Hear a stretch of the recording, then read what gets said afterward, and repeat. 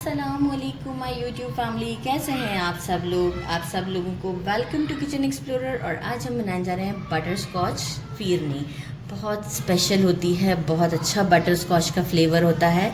तो first setup कुछ यूँ है। बटर स्कॉच बनाने के लिए मेजरिंग 1 कप लिया है brown sugar, half cup unsalted butter, 1 packet cream का लिया है जो कि 200 ml है। 2 टीस्पून हम वनीला एसेंस यूज़ करेंगे क्योंकि हम बाकी इस फिरनी के अंदर जो है वो हम ना ही केवड़ा एसेंस यूज़ करेंगे ना ही इलायची, क्योंकि बटर स्कॉच में वनीला ही एक्सट्रैक्ट डाला जाता है।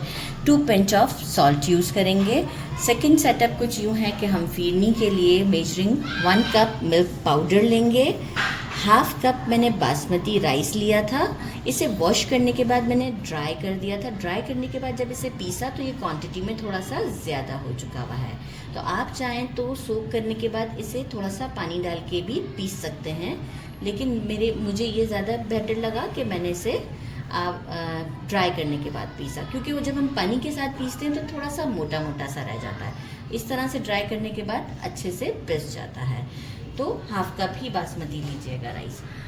1 लीटर मिल्क लेंगे, 1 लीटर ही हमें वाटर चाहिए, और अराउंड 2 टेबलस्पून के करीब डेसिकेटेड कोकोनट है, पिस्ताशियोज़ हैं कट किए हुए, आलमंड्स हैं कट किए हुए, और काजू ले लिए हैं कट किए हुए। आप चाहें तो इसमें ड्राई रोस्ट करके भी डाल सकते हैं। मैं जो है वो इसे इसी तरीके से डालूंगी। तो सबसे पहले हम फिर क्या करते हैं, स्टोव की तरफ चलते हैं और पहले बटर स्कॉच को रेडी कर लेते हैं। पैन ले लिया है, फ्लेम बिल्कुल स्लो रखेंगे। ये सारा काम हम स्लो फ्लेम पर करेंगे। बटर ऐड करते हैं। मेल्ट जैसे ही होगा बटर, एक बॉईल सा आ जाए बटर में, इसके बाद हम ब्राउन शुगर ऐड करेंगे। लाइट लाइट सा बबल्स आना स्टार्ट हो गए हैं, गर्म हो चुका है अच्छे से। स्लो फ्लेम ही रहेगा।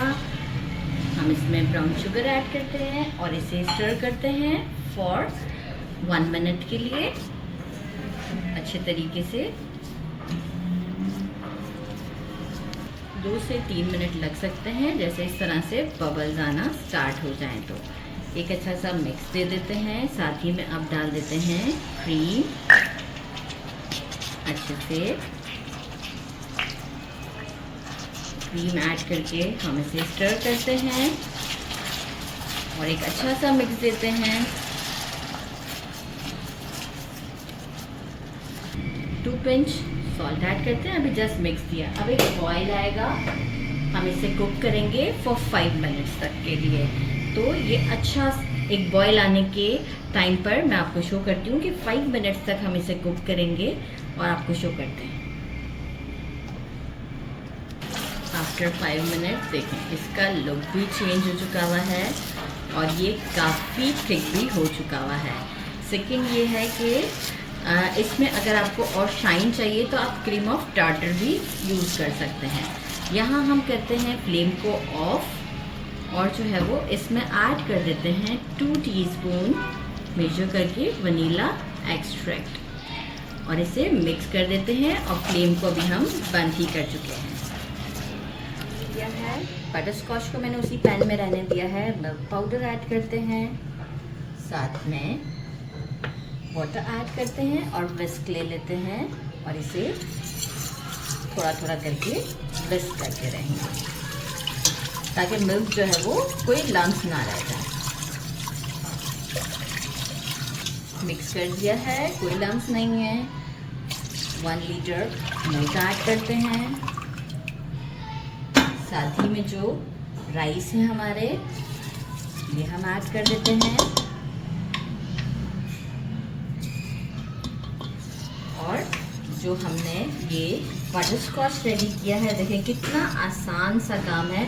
अच्छा, अगर आप चाहें तो थोड़ा सा बटर स्कॉच डिश आउट के लिए बचा के रख सकते हैं, लेकिन मैं सारा ही इसी में डाल रही हूँ।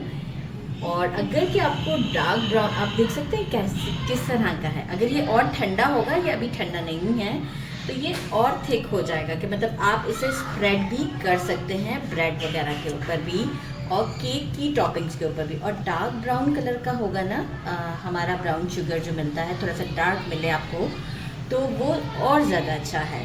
तो मैंने पैकेट का लिया था तो इसलिए इतना डार्क नहीं था, लेकिन अगर हम लूज़ मार्केट में से ख़रीदते हैं तो वो भी हमें बहुत अच्छा मिल जाता है। तो बस इसे एक जेंटली मिक्स देते हैं और फिर स्टोव की तरफ चलते हैं। कोई डिज़ोल्व नहीं करना है, ये सब काम फिर स्टोव पर हो जाएगा। लोग को स्टोव पर ले आई थी ताकि आप लोग का वीडियो लॉन्ग ना हो। एक बॉयल सा आ चुका है, तो बॉयल जो हम लाए हैं वो हम मीडियम फ्लेम पर लाए हैं। जैसे ही बॉयल आ जाएगा इसके बाद हम इसे स्लो फ्लेम पर कुक करेंगे फॉर 40 मिनट्स। स्लो फ्लेम पर कुक करना है, कंटिन्यूस आते हुए हम स्टर करेंगे, कोई लिड नहीं लगानी है।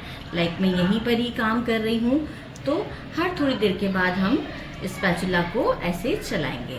40 मिनट्स के बाद मैं आपको इसकी लुक शो करती हूँ कि ये किस तरह की कंसिस्टेंसी में। अगर ज़रूरत पड़ेगी तो हम थोड़ा सा और कुक करेंगे, नहीं तो फिर वहीं स्टॉप कर देंगे। तो 40 मिनट्स के बाद मिलते हैं। ये टोटल 1 आवर हुआ, 40 मिनट से ज़्यादा मैंने टाइम लिया है एक अच्छी कंसिस्टेंसी आने तक। बहुत ज़्यादा भी थिक नहीं किया है और बहुत रनी भी नहीं है। यहाँ हमारा ये प्रोसेस तो कंप्लीट होता है, तो हम थोड़े से ड्राई फ्रूट्स बचा लेते हैं फॉर गार्निशिंग और थोड़े से हम इसमें डाल देते हैं डेसिकेटेड कोकोनट भी।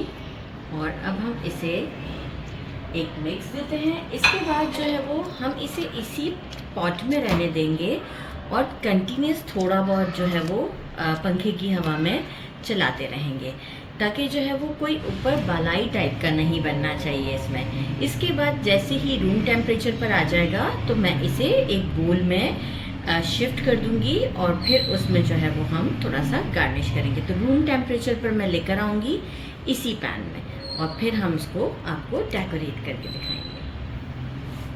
बोल में शिफ्ट करके थोड़ा सा गार्निश कर दिया था और जो है इसे इतना ज़्यादा मैंने डीप फ्रीज़र में चिल किया है कि थोड़ी सी हार्ड सी हो रही है, लेकिन ये एक्चुअल वैसी नहीं है।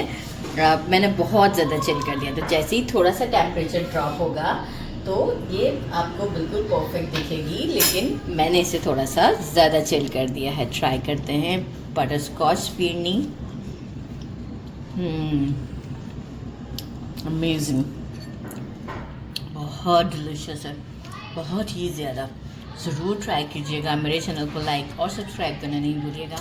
अपना ख्याल रखिएगा। अल्लाह हाफिज़।